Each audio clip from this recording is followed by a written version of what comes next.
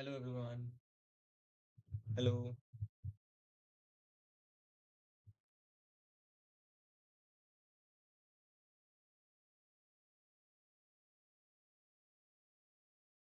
Okay guys, join.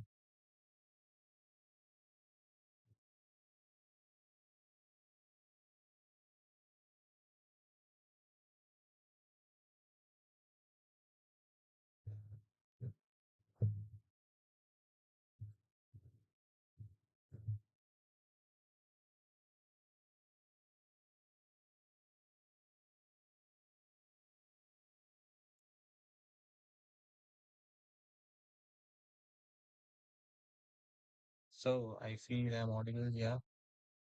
Okay. Let people join. Okay, so let's start the live session now. So welcome back to the channel and welcome to the another exciting Python live coding session.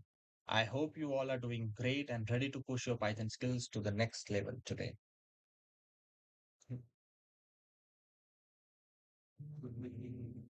Now, guys, if you have been following this series, you already know that we are solving top 100 Python loop interview questions one by one and building strong logic step by step.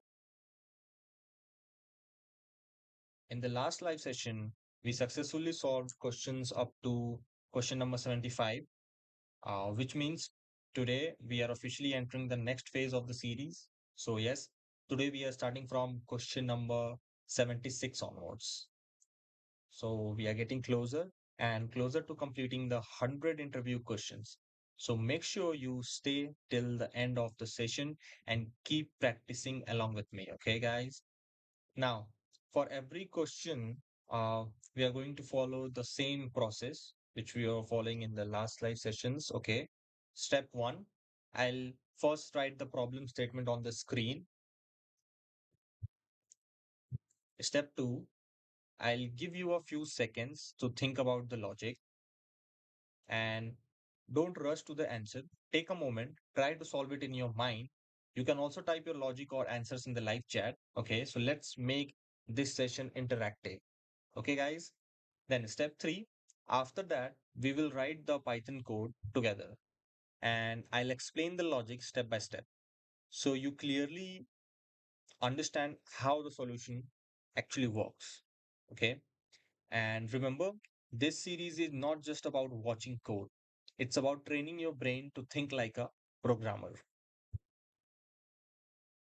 And one more important announcement, okay, for everyone who has been following this playlist regularly, I have something exciting for you guys. Once we complete all 100 Python loop interview questions, in the final live session, I will share the complete Jupyter notebook file containing all the questions and their solutions. And yes, I'll provide it completely free. So make sure you attend the upcoming sessions regularly because the notebook will be shared at the end of the series. And one more small request, if you know someone who is learning Python or struggling with loops and logic building, please share this live session with them. Learning together makes the journey much easier. Okay. So, all right, everyone. Now let's dive into our program and let's solve problems. So, we'll start with problem number 76. So, let me write the problem. Now, this problem is very known problem, and you can find this problem in many of the uh, coding websites. Okay. That is called as to sum. Okay, which is an array based question, and we have to solve it using loops. So to sum, now first of all, let me just give you your list. Okay, so this is going to be your list, and target is going to be 9. Now, what you have to do, okay, and those who don't know this problem, let me explain you. Basically, you have a list with you which has integer values in them, and you have a target variable which has one integer value, okay, 9. Now you have to return the indices, okay, you have to return the index values whose sum is going to be that target value. Okay, so let's say if it is 9, so it's going to give you the sum of 2 and 7. Okay, that's clearly known to us. Okay, so it should ideally return 0 and 1. Okay, so it should return the indices 0 and 1. So that should be our output. Now I'll give you a few seconds. think upon the logic. Okay, if you know already, okay, so write it in your editor or you can share it in the chat. Whatever way you are comfortable, you can do it. Okay. Now, your few seconds starts now. Just think upon the logic. Try to think like a programmer. Okay. When I'm there, I'm going to solve the problem. Okay.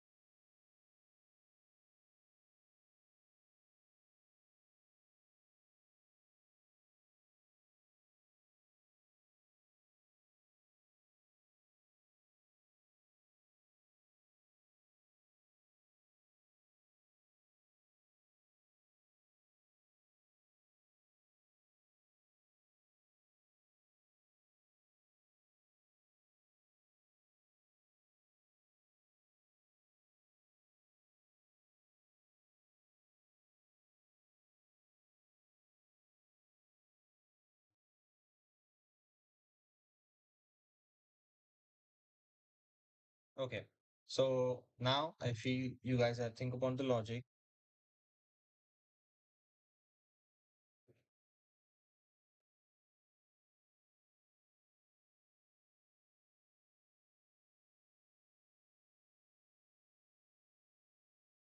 Okay. So now, guys, I've already explained you about the question. Now, how will be our solution? Okay. So there is one approach, a very common approach, that is to use a dictionary. Okay. So just take a loop, iterate over the index and the number in your, because what we have to do, and because we have, when the time will come, we will check whether this value matches or not. If it is matches, so give the value and the index of that particular value. Okay. So in this way, we are going to solve this. So first of all, we need a dictionary. So let's do what? Let's create a dictionary called as C. Okay. And in this dictionary, we are going to store our values along with their index values. Okay. Index numbers. So now let's start the loop. So for I and now in enumerate.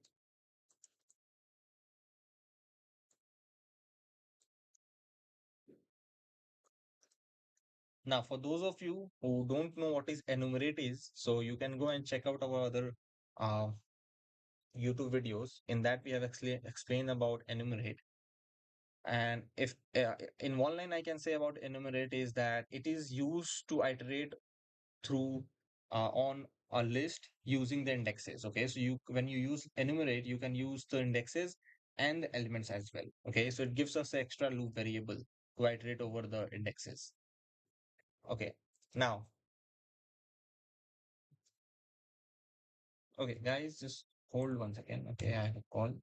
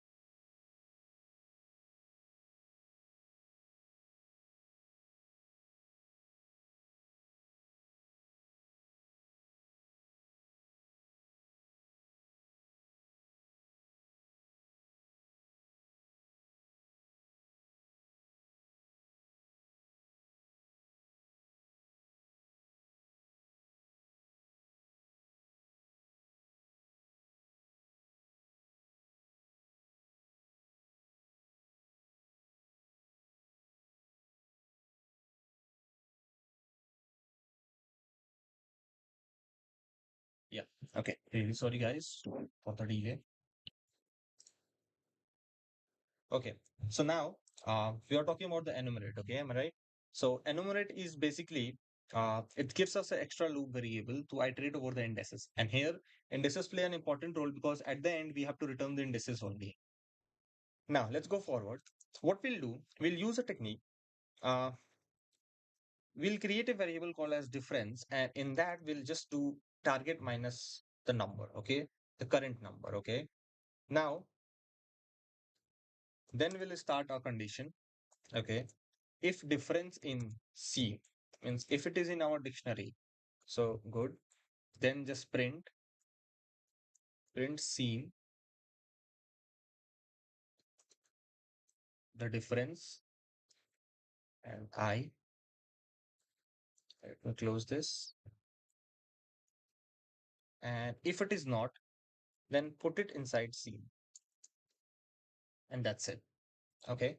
Now, what we try to do, first of all, let me just show you. So 0 and 1, target is 9, so 0 and 1. So index starts from 0 in list. So at 0, there is 2, and at 1, there is 7. Sum will be 9. So it just return 0 and 1. Okay. And that's why we just try to return it in a list. So that's why we have used the square braces. Now, let me tell you how actually this program works. Okay. So what happened here? We just iterated over the index and the element. So I value will be here, I value will be 0 and num will be 2. Okay. Now, if we'll calculate the difference, so target is 9. I'm talking about the first iteration, guys. Okay. So target is 9 minus 2. So it is going to give you 7. Okay. So it stores 7 here. Okay. Now this condition will work. The next line. If the difference in scene, so scene is currently it is empty. Okay. There is no value inside scene. So because of that, it found nothing. Condition becomes false. So it just didn't go inside it. And then now, because this condition is false, it will just move to this line, directly jumps to the next line and puts the value, means puts what? Puts 2 along with their index value. Okay. So scene num was 2. Okay. And I is 0. So now in our dictionary, there will be 2 and 0. Okay. So one value will be stored. Now in the second iteration, I value will be 1 and num will be 7. Okay. Now again, we have to calculate the difference. So 9 minus 7. So it is 2 now. Now again, it will check if difference in scene. So now difference value is 2. And yes, key 2 is present. Okay. Key 2 is present here. So it means now in our dictionary, there is 2. So this condition becomes true. So now this line will be executed. So when we'll execute this line, it will print simply that scene difference means the key. So we'll get uh, the key value here, the index and I. Okay. So we'll get both here. So this is how this particular we get this particular thing. Okay. To sum. This is how you're going to solve it. With this, let's move to the next problem. That is problem number 77.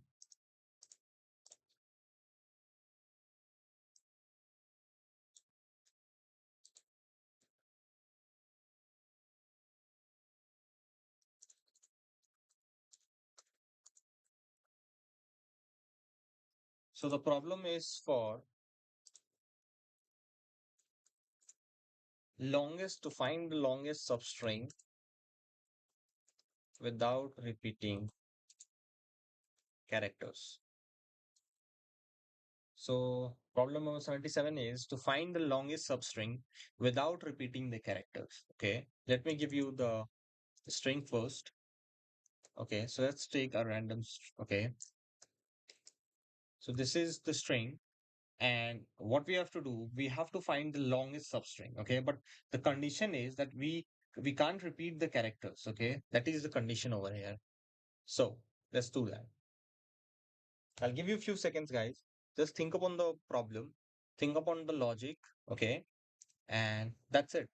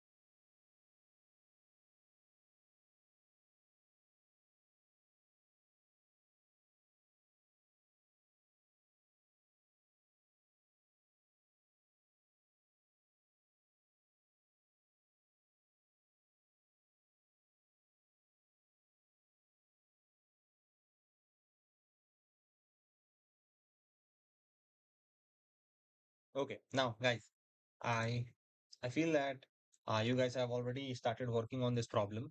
Now, those who have not understood what we have to do for them, let me explain you. Now, this is not a normal question, okay? And this is, you can say that uh, a high level question, not that much, but yeah. So this question basically uses a algorithm called as sliding window technique, okay? And along with that, because there is a condition without repeating the character, so we are going to use the set data structure also so that we can track the characters currently in the window. Okay, so this is what we are going to use. Okay, now, so we have the string ABCA, BCBB. Okay, now let's just start. So first of all, we'll initialize some variables. So first of all, we'll create one empty set. Okay, and we'll name it as left scene. Then we'll create the left pointer for the sliding window algorithm. So we'll initialize it to 0. Then we'll create a variable called as maximum length that will give the initial value as 0 so that we can find out the longest length found. Okay. Because here we have to find the longest substring. So for that, we have to find the length of that substring. Okay. Then only we can compare and say that this is the longest one. Okay. So that's why we need these three variables. Now we'll start working with our loop. So what we'll do for write in range length s. Okay. Now this is the right pointer, okay, which is going to expand the window. Okay. It means it's going to give us the indices to our uh, characters. Then the next line will be a while loop. Okay. And what I'm going to write it over here, while s, the current value that is right, while s right, if it is in scene, if the value is in scene, it means what? Why we are using this loop over here? To check over the duplicates. Okay. So it means that if the current character is already exist in that particular window, so we must shrink the window from the left. Okay. So to shrink it from the left, what we are going to do inside the loop, we will just simply remove. Okay. So remove left and then increase left by 1. Now, this is particular why we are doing it left plus equals to 1. This is going to continue until all the duplicates are removed. Okay. Then coming out of the while loop, what we are going to do, we will add the current character. Okay. So if that character is not present, okay, so if it is a unique character, so then add it in our set. So for adding it, we are going to use the function, the set method that is add. Okay. So scene dot add, and we are going to add that particular character. So now the window will contain unique characters. Okay. Okay. Now in the next line, what we are going to do, we have to update the max length also, because initially it is 0, and whenever we are going to find a substring, we need to update the max length. So for that, we'll use the max function, and we'll just do a comparison. Okay. So max length, between the max length and between the difference of right left plus 1. Why right minus left plus 1? Because this is the window size. Okay. If we'll calculate it, this is going to be the window size. So that's why we need this. And that's it. Then come out of the loop, print the max length. And when you will print it, you will see you will get the max length of your substring. Okay. So the possible substring could be ABC, BCA, because we cannot repeat it. Okay. So CAB could be the possible substring. So you will notice the maximum length is going to be 3 only. Okay, the characters can be different, but the maximum length is going to be 3 only. If you calculate with yourself also. So then also find it is 3. So we got the correct answer over here. Okay. So this is how you are going to find or solve longest substring. Okay, how you're going to find the longest substring without repeating characters. Now, with that said, let's move to the next problem. That is our problem number 78, which is one of the most asked problem, okay, in an interview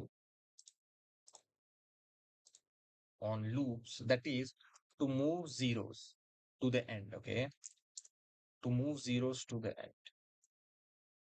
So for this, okay, it's very simple to understand, okay, what you have, you will be given a list where you will have uh, multiple zeros, okay? And then you will be asked to write the logic or write the code to move the zeros which is are in the front to back, okay? Means from start to the end, okay? So that is what you're going to do it. So I'll give you a few seconds, think upon the logic, okay? Or you can pause the video, solve it, and then you can move forward, okay? You can follow this approach also. And those of you don't know, for them also, I just want you to just try it. Okay, just try it. Write something. At least start iterating over the list. At least do it. Don't leave it. If you don't know that, it does not mean that you will leave it. You will not even try it. Whatever you think you can do it. Okay, so just do it. Because now we have reached till the 78th question. Okay, now only 22 questions are left, and we will complete the 100 Python interview questions on loops. So those of you, at least from 100, if you guys now, after completing the 100 question, if you guys will be able to solve at least 20 to 30 question with your own, so that will be your biggest win on loops. And most of the questions has the same logic. Okay, little bit changes and the question will be means the question you will see that the question is different, but with little bit changes in the same logics you can solve multiple problems, and we have seen in our initial live sessions also. So that is the thing. Just think upon the logic, guys. Okay.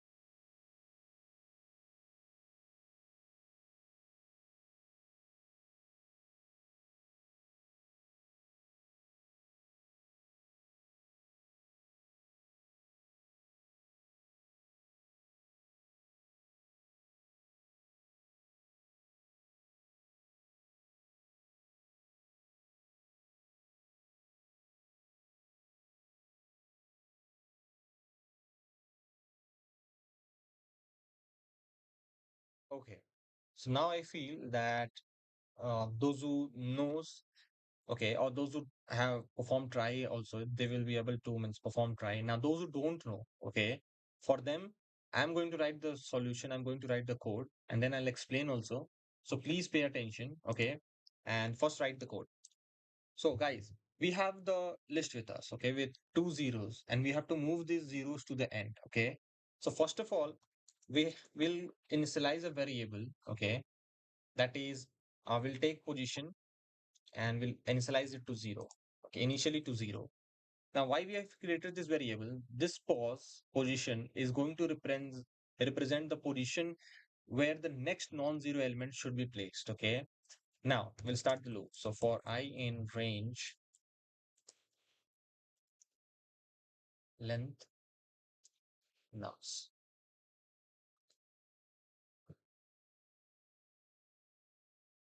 So this loop is particularly going to scan the array from left to right. It's very obvious, very simple. Then we'll give a condition. If num of I means if the values is not equals to 0, if it is not equals to 0, So then, so then we will perform a swap. If it is 0, so leave it. We don't want to do anything. But if it is not equals to 0, means if it is a non-zero number, so then we are going to perform a swap, and whatever our last position of 0 will be, we are going to shift it towards right, and the number which we have find out will shift them. Means we perform a swap in such a way that the non-zero number will be shifted to the leftwards, and the 0 will be shifted to rightwards. Okay, that is swapping. Okay, that is what we do in a swapping. Okay, so in place of number position, we are going to put the number of I, and my bad, it will be nums because our list name is nums.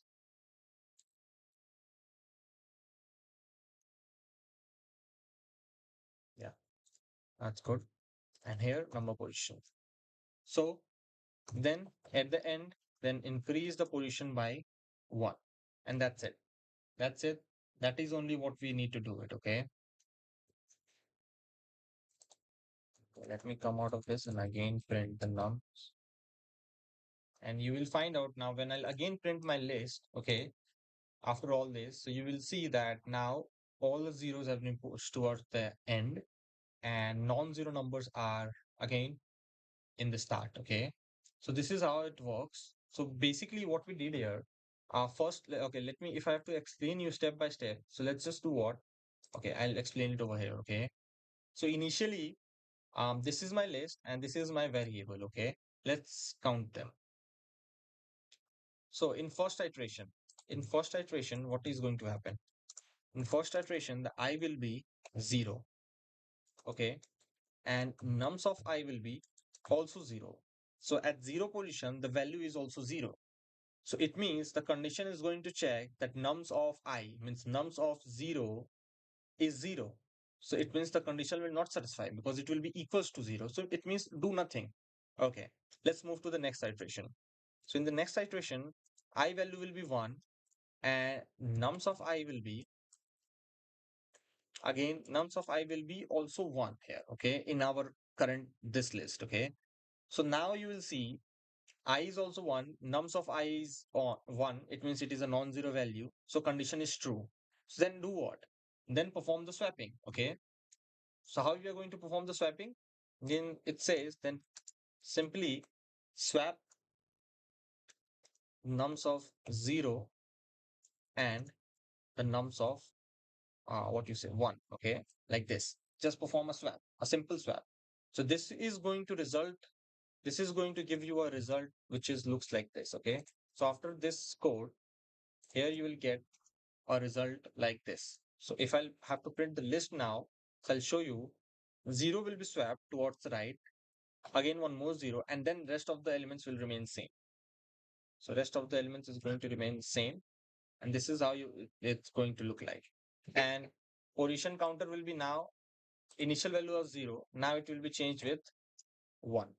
Then again in iteration 1, it will check that again I will be equals to 2 and num of 2 is equals to 0 again because there is one more 0. So this way it is going to skip, then swap. If it is a non-zero, it is going to swap.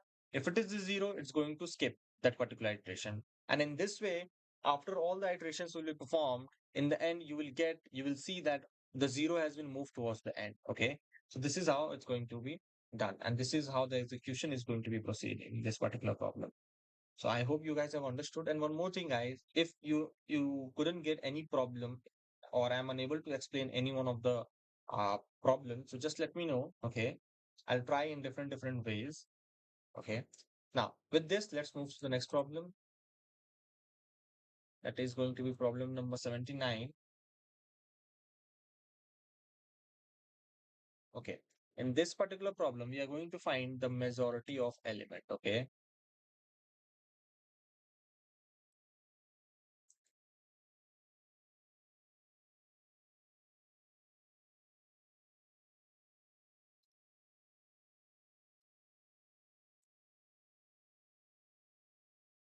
so let me show you the array first. So array will be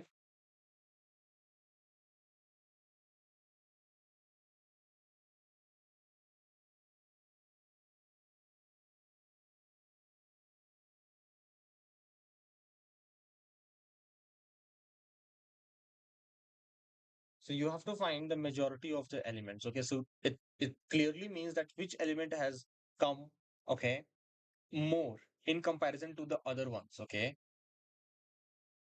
so suppose if there are three elements, okay, so n value will be 3. Now, if you have to calculate that, how you will calculate the majority now? So if any value, if it is more than 2 times, or if it is 2 times, it means it has the majority. So 3 is going to be the output, okay, that we can clearly say, but you have to find out and you have to write the code for that. So I'll give you a few seconds, decompose the logic, okay, and try it. If not, then I will write the code, okay, obviously. First try it, okay, everyone, first try it.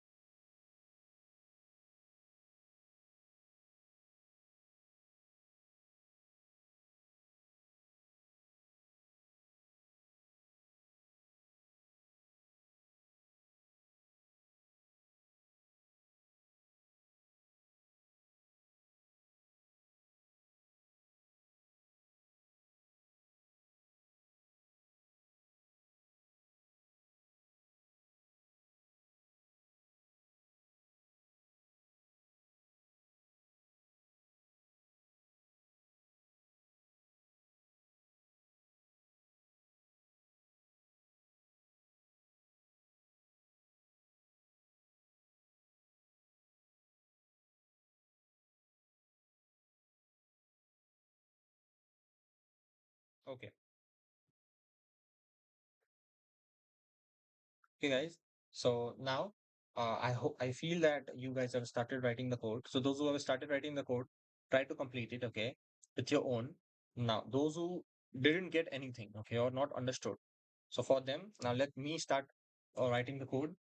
So it's very simple, guys. We are going to follow a technique where the time complexity is going to remain uh, O of n, okay, a constant time.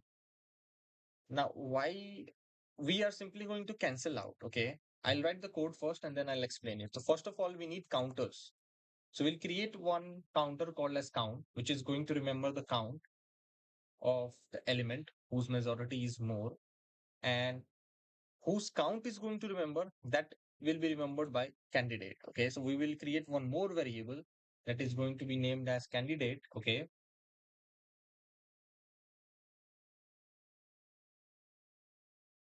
so by default, we'll keep candidate as none. Okay, for now. So candidate will be the majority element at the end, and count will be the counter for that candidate. Okay, then what we'll do, we'll start the loop. So let's say for num in numbers, nums, okay, and with the loop we are going to examine each number for sure, and then we'll say if count is equals to 0, if the count is equals to 0, then initialize the current number to that candidate. Okay, so it means that when votes is going to cancel out, so choose a new candidate. Okay, because I've told you, no, first we are going to start with the first number. So just we got the first number, and count is 0 0, means count is when 0. So we are going, and after that, if you'll find any number, so just put that number in candidate. Okay. Then coming out of the condition, now we need to increase the count also. So count plus equals to, and we'll say 1 if num is equals to candidate, else minus 1. Okay. So what we are trying to say is basically if the candidate and the next number, if they are same, okay, if they are same, so then add on count 1. Okay. But if the candidate and num are not same, means the next number is different from the current candidate, so then do minus 1. So we are going to cancel out. Okay. Just like how vote works. Vote, it basically cancel outs. Okay. Now, the next line is coming out of everything.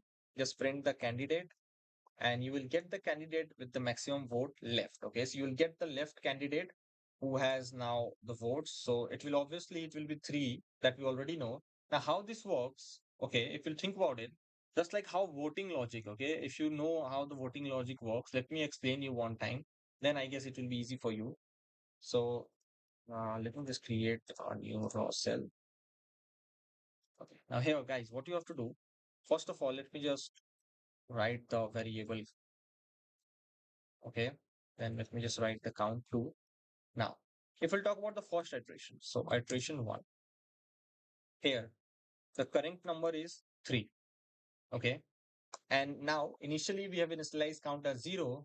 So what is going to happen? Then candidate is also is going to be 3 only. Okay. Because we are initializing the current number in candidate if the count will be 0. So yeah, so initially the candidate is 3 and iteration number 1. Okay. And then we are going to increment the count also because the condition says that if the current number and the candidate are same, so then plus 1. So then now count will be plus equals to 1. So basically it will be 1. Okay. Now, so now if you check the states, now if you check the states of our two variables, so then you will find out that the candidate is 3. Now I'm talking about the first iteration. So after first iteration, candidate is 3, count is 1. Now let's talk about the second iteration. So in second iteration, the num is what? The num is going to be again 3 because you can see over here, there are two threes consecutively. So num is 3 and again when num is 3 and candidate is also 3. Okay. So if num and candidate both are same, so again count will be increased by 1 plus equals to 1. So if you check the state after that, after second iteration, if you check the state, so candidate is same. Okay, because uh count is not 0. Count is now and count will become 2. Count will become 2. Now in the third iteration, this is the last iteration. In this, you will see that now the number is changed. Okay, so num equals to 4 now. Okay, so when num is equals to 4, so then you can see over this condition.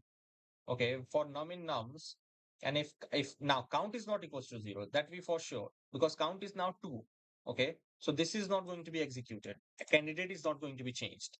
So then we'll come over here in this line, and in this line it clearly says that if number, the current number and the candidate are same, then only add 1. If they're not same, then do what? In the else case, there is minus 1.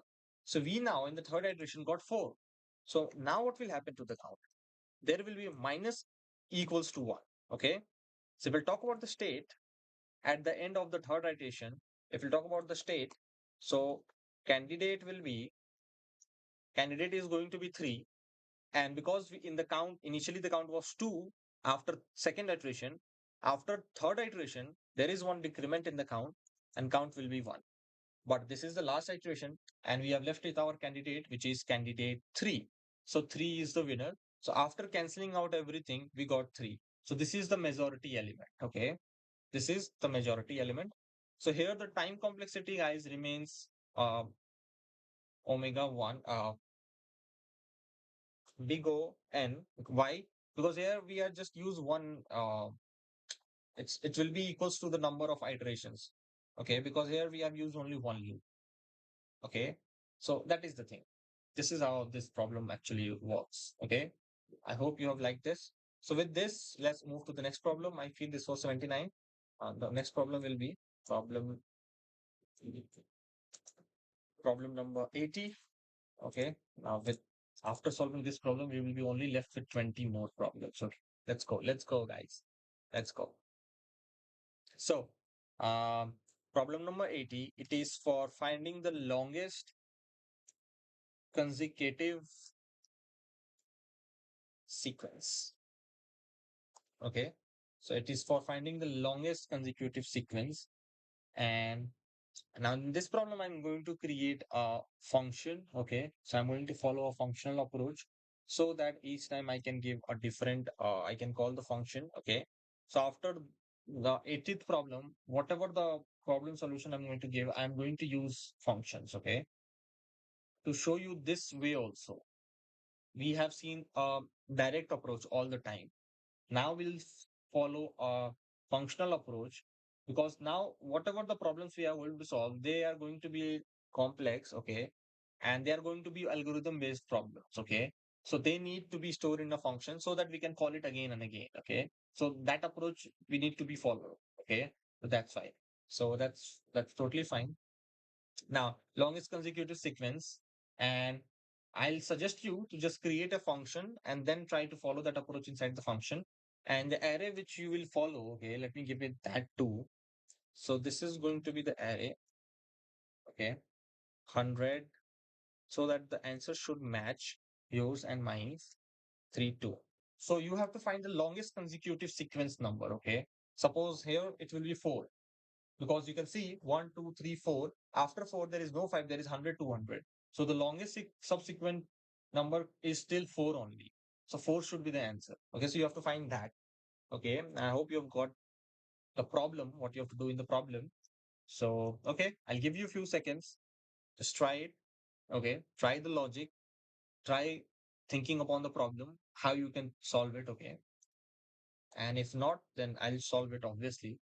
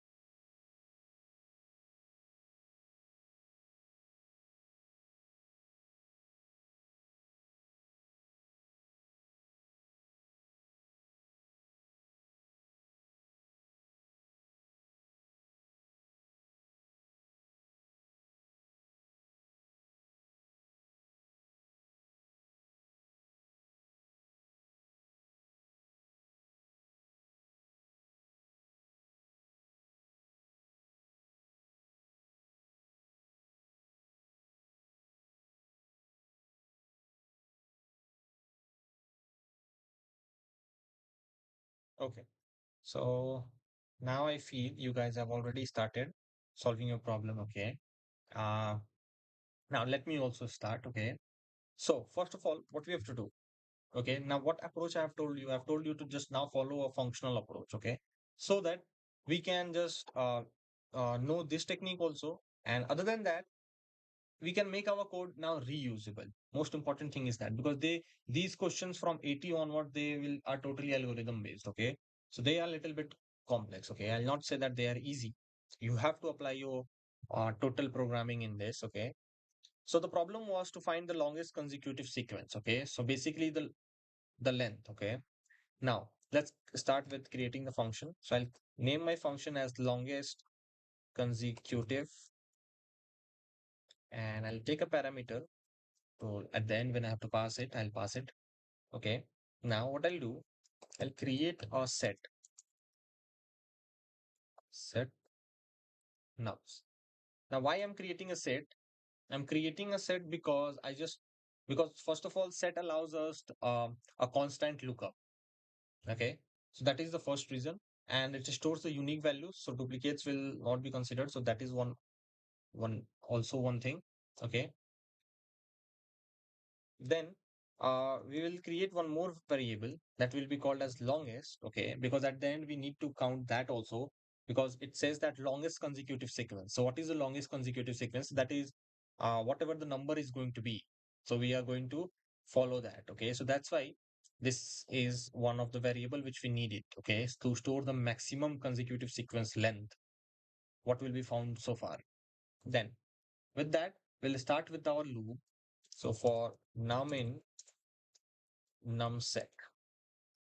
Okay, so here we just iterating over each unique number. That's it. Other than that, does not matter anything. And here the order does not matter. Okay, guys, those who know set, they know that constant lookup is there. Okay, we go one. And one more thing is there that here in set order does not matters. Okay, because indexing is not there, so order does not matter also. So then what we'll do, we'll check for the sequence. We'll check that from where the sequence starts. Okay, that should be our main concern. So we'll give a condition that if the current number minus one, if it is not in num set,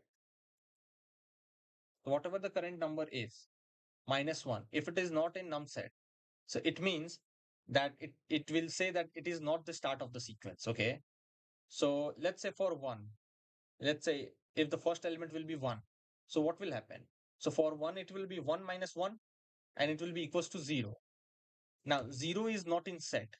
So we can consider one as the start of a sequence. Okay. Okay. Uh, so then when we'll find it, when we'll find the first number, the first starting where the sequence starts from. So we'll increase the length. In the length, we'll put one. Okay. So we'll create a variable length and we'll put initialize one in that. With that, in the same condition, now we will check for, we'll give a while loop while num plus length in num underscore set. Now, what this condition is going to do is going to check if the next consecutive number exists or not. Suppose the first, the sequence starts from one. Okay, let's say, and so then we have to check for that the next element exists or not. Let's say after one there should be two, so it will check that two is present or not. Okay, so how it's going to check that two is present or not? So whatever your length is, okay, in the current number you're going to add your length. Okay, and if that value is present in num set, okay, in your set, so it means what? It means that uh the continuous sequence is present. So suppose if the first element is which is starting from one, so for one, let's say for one, we are checking for the next element now, next subsequent element. So current element is one and length is also one. So one plus one is two. Now it will check that two is in present in num set or not. So yes, two is present. So if two is present, so then what will happen? If two is present, so then again, what? Again add one more plus to our length. Okay. So now the length will be two. And because it is a while loop, So it will only stop when the next element will be not present. Okay. So again, it will start checking. Now the length is 2. So current element will be whatever the current element will be. Okay. Let's say if it is now 1, because in the first iteration it will be 1 only. Let's say. Okay. Let's say. So if it is 1, so 1 plus length is 2 is actually it will be 3. So now 3 is in num set. So let's see. Yeah, 3 is in present in num set. So again it will iterate. Then 1 plus, then the total length will be 3. So 3 plus 1 is 4. 4 in num set? Yes, 4 will be in num set. So the length will be increased by 1. So now the length will be 4. Then again it will check that 1 plus 4, that is 5. 5 is present in num set. So it will look out in the array and it will say that 5 is not present. So when 5 is not present, so it will stop and it will give us.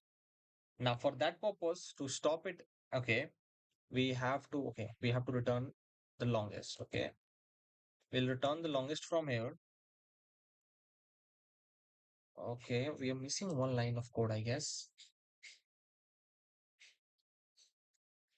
Okay, inside the condition we have to do one thing. We have not set the longest yet. Means we are just finding the maximum length, but we are not replacing it with the longest. Okay, so what we'll do, we'll use the max function and we'll compare between the longest and the length. Okay, and whatever the maximum value out of longest and length will be, we will return.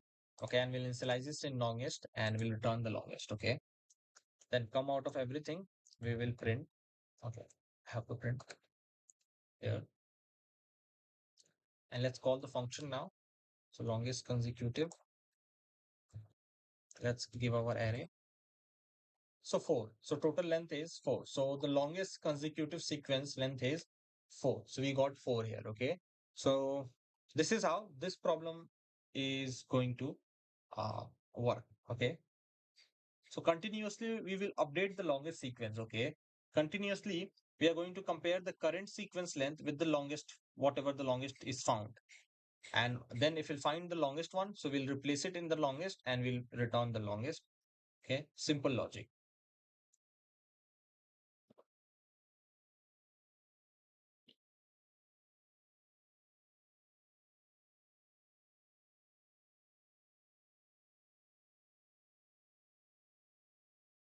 Now, with that said, we'll move to our next problem.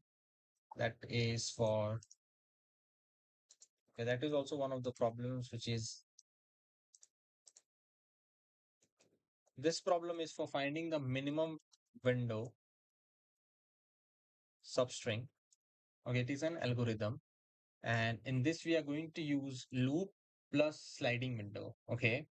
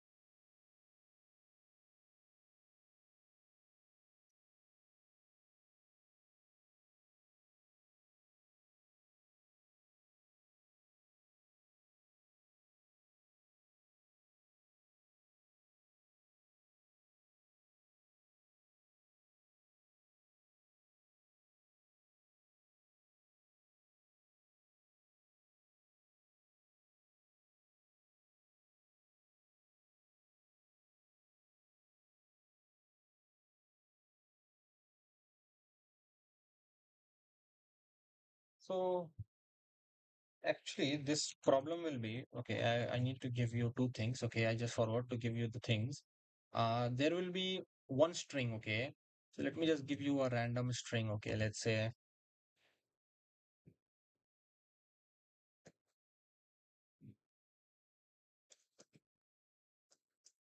and there will be one more substring. Okay, there will be one more substring. Now, what you have to do now, let's say if I ask for ABC, so there will be one normal string and there will be one substring. Now, the task will be to find the smallest substring from our string S that will contains all the characters of the substring T.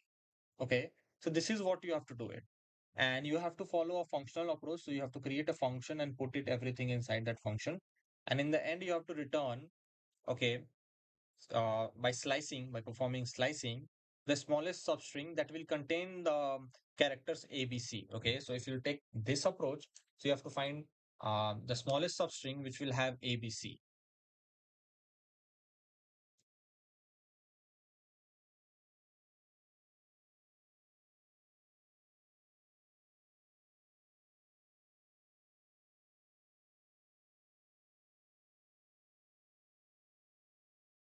Okay. So this is what you have to do, guys. Okay. And that's why you have to use both loop and sliding window. Okay. You have to use slicing and loop will also be used. So that's why this problem algorithm name is minimum window substring. Okay. I hope you have got this.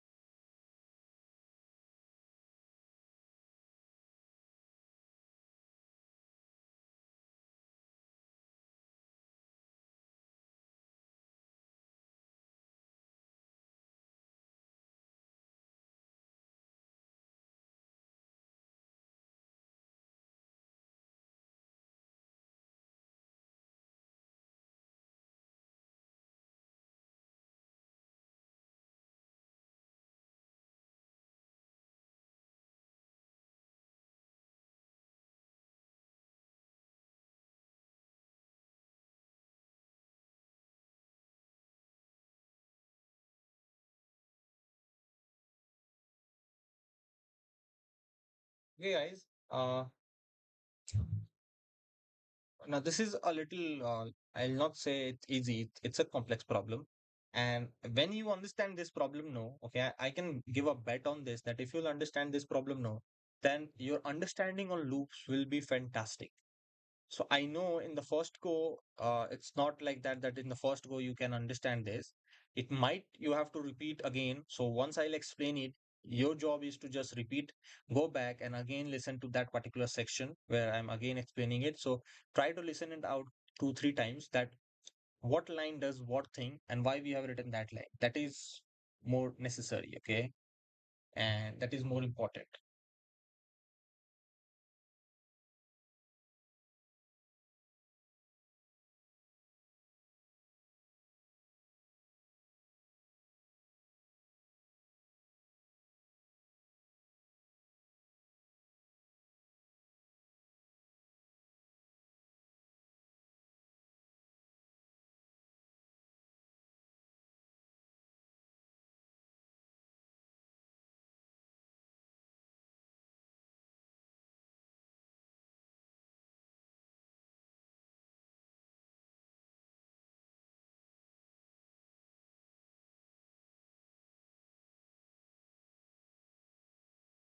Okay, guys, now let me just do what I know.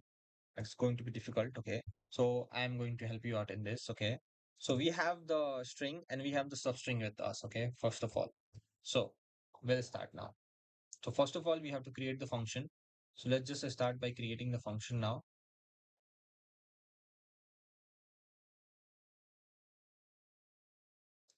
So we'll name the function as minimum window and it will take two parameters, S and T, the string and the substring. And then what we are going to do, we need one counter here. So that is present in collections module. So you don't need to explicitly install it. It's already present with your Python, above Python 3.7 or above Python 3.8. You will automatically find it. So you don't need to install it. Okay. And if you need it, no, so pip install collections, you can do that. From collections, import counter. So we need a counter here. Then what we need, then whatever the things we need. So let's say we need counter T. Okay. This means that uh, what are the characters which we require? Okay. So we have our substring in which ABC is there. So ABC is our substring. So we need these characters. Okay. ABC. So that's why we need to create a counter. So that's why I have created a need and I have created a counter T. So this will do what? It will create a dictionary like a structure that how many A, how many B, how many C. So it will create a dictionary like a structure like this. Okay. A, 1, B, one time, C, one time. So it's going to tell us how many characters we still need. So that's why I have just named it actually need only. Okay. Then we need to create one more variable that is missing. Okay. Missing equals to length of T. Now, why this? Initially, the length of T is going to be 3 because we have written the substring as ABC. So length will be 3. Okay. So, so this missing will tell us no that how many characters we need. Okay. So let's say length of T is 3. So in missing, there will be stored 3. It means we need 3 characters. Okay. So it cannot be, it can be greater than 3, but at least there should be, it cannot be minimum. Okay. It cannot be 2. Then after that, we'll now create our sliding window pointers. So we'll create left, start, and end equals to 0. So we'll initialize initially left, start, and end all as 0. Left will be the left side of the window, right will be the right side of the window, and start and end will be basically uh, the best window which is found. Okay. So we'll see how these pointers is going to be used. Then what we'll do, we'll start the loop for right ch in enumerate. So we need enumerate s and we want to start the enumerate from 1.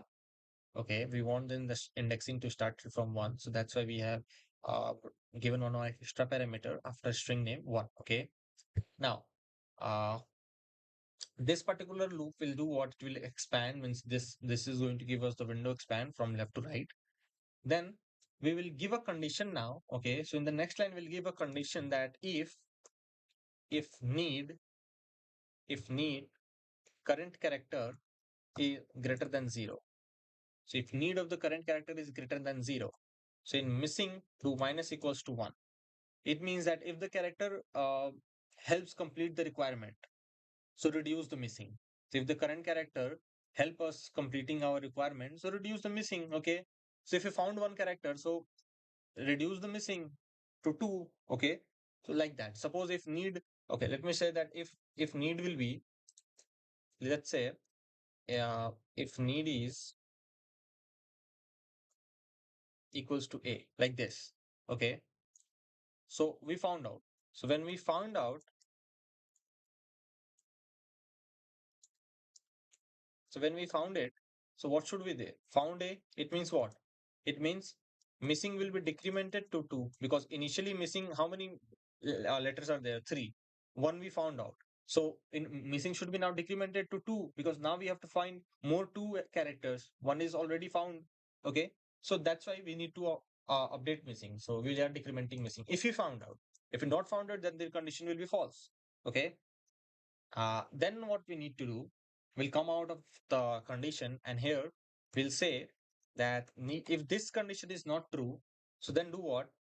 Then decrement the need ch minus equals to 1. And if it is found also, then also the character will be uh, removed. Okay, the character will be decremented, means the character count from our counter, it will be decremented by 1. Suppose if that character is 2 times or 3 times, if it is a repeatable character. So if one character we have taken it from there, okay, and we have decremented the missing, So then decrement the character also. And unless of the condition, this is going to happen all the time. Then, so this particular line is going to just track the extra characters also. If we have extra characters, it's going to keep the track of that too. Okay. And if this particular uh, tracking goes negative, so it means that extra characters exits in the window. Okay. So if it will go negative, it means there are extra characters. So if it is not negative, if it is zero, so then it's fine. Now we'll give a condition that if missing equals to zero. Okay. Now when missing will be equals to zero, when all the characters are found, then only the missing will be zero. So when all the characters are found, so now the window will contain all the required characters. So now the next step should be to shrink the window. Because we need only those characters which are mentioned, which are there in our substring. We don't need all the characters. Okay. So for now, we need to shrink it. Okay. So when we found out all the missing ones, okay. So when the missing is equals to zero, then we need to shrink it. So how we need to shrink it? We'll give a condition when left less than right and need s of left is less than zero. Okay. So this means if the left characters appears extra times, so we need to remove it. Okay. We need to remove it. So how we'll do it? Then in the next line, we'll mention need s of s of left plus equals to 1 and increase the left also by 1. Okay. It means that character appears extra times, so we need to remove it. So suppose if I'll give you an example, okay, let's say if A, D, O and B, E, C are the number, okay, B, E, C. So we have to find only A, B, C. So D, O and E, these are the characters which are unnecessary. So what we'll do? We will move it to the leftwards. Okay. So we'll move left. We'll move lefts. Now, after this, we have done with the while loop, we'll come out with the condition, then we'll give one more condition. And that will be to save the best window. So what we'll do, if end is equals to 0 or right minus left is less than end minus start. Okay. So if the current window, this particular condition means that if the current window is smaller, so then update the results. How we are going to update the result? Start comma end equals to initialize with left and right. That's it. This says that if the current window is smaller, so update the result and coming out of the condition. Now we need to continuously search for any other uh, another possible, if there is another possible substrings, we need to continuously search for it. So then what will give uh, need of s of left. So need of s of left will make it plus equals to 1 and we'll increment the missing plus equals to 1 and we increment the left plus equals to 1. This means that it says that please search for more substrings. Okay. Start and okay. Now it's time to call the function. So let's call the function. So minimum window and we have the two with us.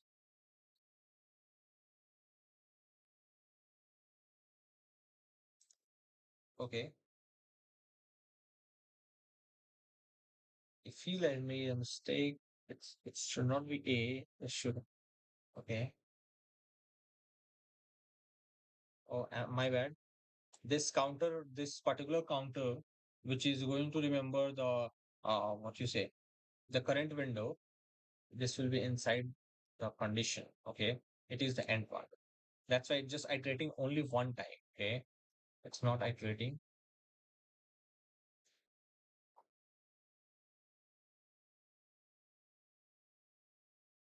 Uh, This is also will be here.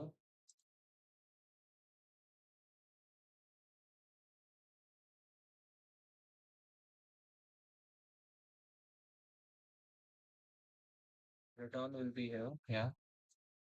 That's nice. Let's go. Okay. So BANIC. So ABC, we are getting it, but we are getting one extra value also.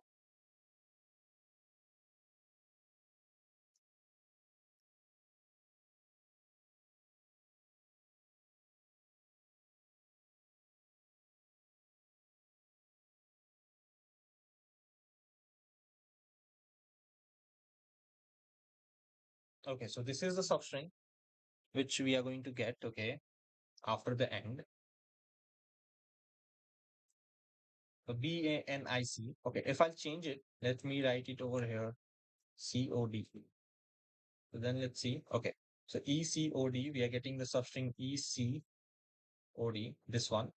Yeah, correct. So it is working, and this way you can find out your best window. Okay. So yeah, this is how it's going to work. So this is how we are following a minimum window substring using loops and a sliding, performing a loop and a sliding window. Okay. So this is the algorithm whose time complexity. Now here each pointer moves at most once. So the time complexity is O of n, and the space complexity is O of k, where k will be the number of characters in our substring. So if it is 4, so the space complexity will be 4. And yeah. So basically, guys, this algorithm uses sliding window plus hash map. Okay. So yeah.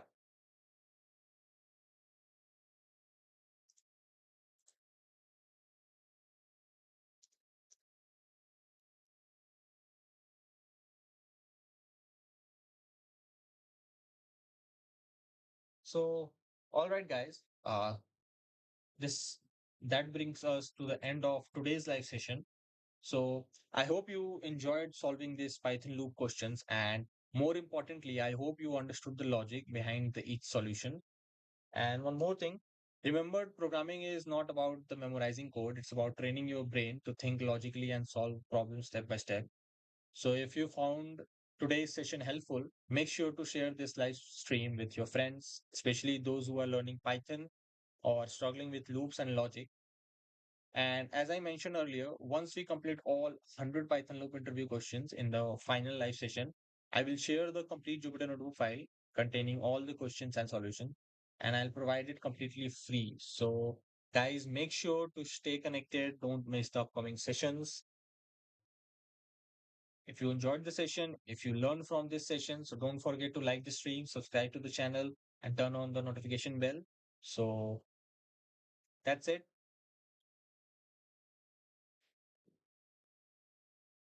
Thank you so much for joining today's live session. Keep keep learning Python, okay?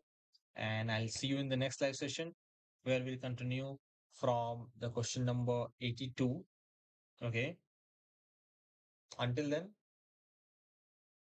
thank you so much for being for joining the live session. That's the time.